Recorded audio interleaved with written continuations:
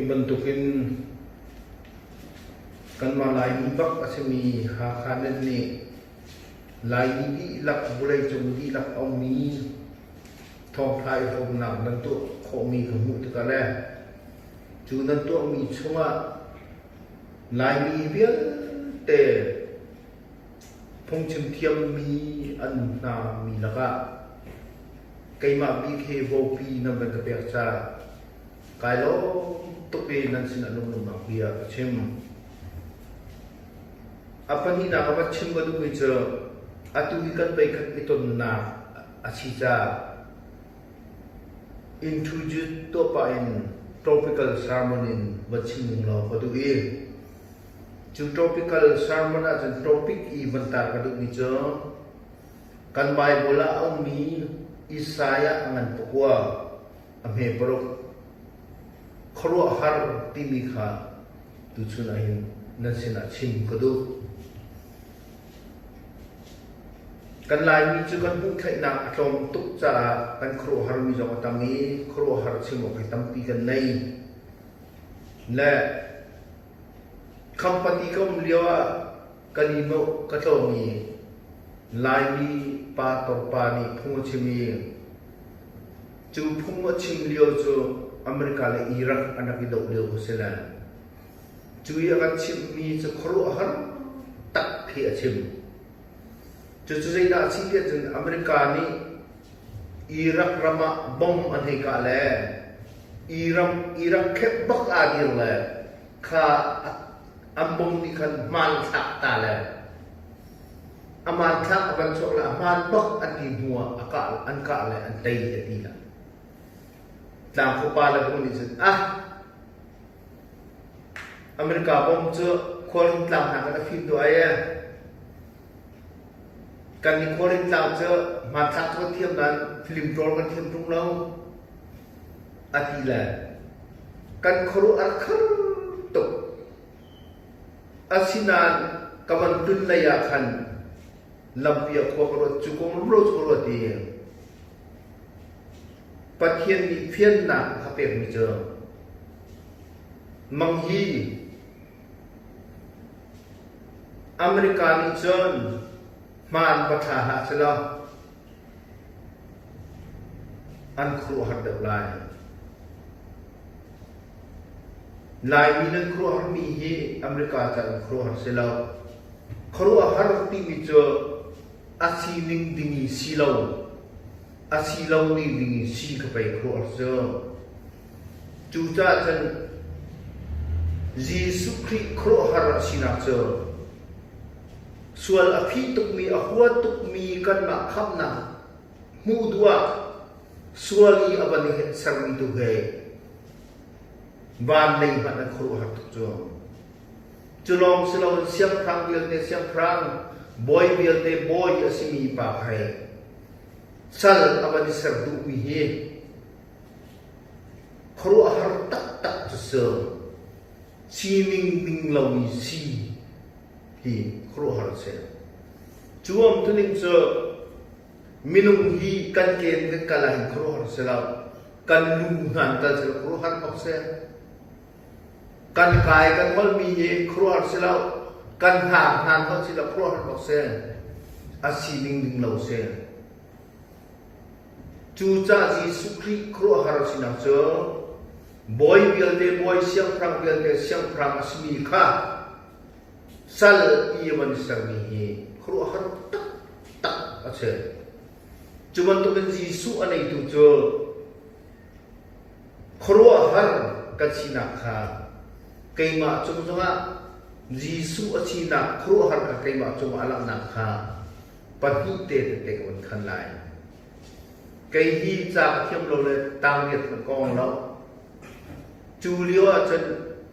mira kape minai OMS ansila One Mission Society ansila kanin son kholo kanin son kholo tika kan na za her mi pat kan thai India siang in kan nei le chuka chan na bakai lai an ti le Allahabad akan nai atila kamu culture principle pa kan itang principle pa akan chot lang kay bak lo chu tu kan kamu ngan bak akan pula ka phone sitala jet nau ti man athai lo askolo ka chung tar ko lai athi kamai chia ko chua chen kan pula ni man de ni chu khati khan hai gram thiam lo le thiam ti ten nama ni rak chim anti ama ta chim hom la khadu phd akai lo ni bible phd sila bulai lai phd akai lo mi tu kha kan siam in chua po in nazi pakhat chung ak chim tara le saram kakai na ke alabat siam in sarampur affiliated asitika ani sarampur affiliated jo pu ong lo mi jo nga pa asina tangin bak kasinan kanga mi he anga lo mi kanga mi he jisu kri khro har kanai mo nga khan se khro har kanai cha khan si ning ding lo in asi to ning ding lo khan tom lom le boi pek ka se boi an man ka pek ni nuwa zai man ka thai lau khwa ka thum nuwa kan principle pa ni cha hot la mang hi di min kan in pek lai bta ebta pek cho ado lo cha boi la ka ra ti julia chen doctor omit tham khi kan in kama amrio se la zai tin pek re na la ke ti la du la di min ti mi cho an kri se chon mi se nang na chong chung lo khi ban tok lo ma pai mi ne tan ni so cho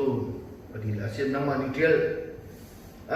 chon mi asila ka du lo ti tel ka ti la dei tak tel cho thai lo hai tel la o khati bu khada ti kan zum chon mi na du lo sia chen chon lo mi doctor of divinity tu kan pek lai boi kan pek lai la tangka lo ka nei lo chan lo ka nei lo kong la hum la lo dak sa chuk nga lo so ni poi lo ka ki la jang thang nau pa kha boi la ding ni ve la kan ban put lai na ma la kha lo dak ka nei jong ha lo ama ni ar kan pek lai an ka ti la ru lo pia doctor of divinity yang ka pek cucukan Bible Genesita Isak sualaya anu ani echoke pathian cha chen har tuk mi zaiman mlo akimi kha khorwa har nei a chen asimi skaw chucha kan lai min ma tong he ko ram tu ka sti lai lo ti kho silo jisu nan nei mi khanan man tatak sia chen kan ko ram chunga hen tamara kong chok khau atu wat thio tong nei ban situng la achina taka chen jisu anei cha pai du tamara ke chok he chu cha chen kaniton than tika khorwa har ni na chunga ri na do ni na chun mang chunga na man lo mi khana chimmi kha man tuk tia tete khan tu no man sina ken cha boy pa ni kan di lak ta chu na pe pe ko se se mere nei du boy pa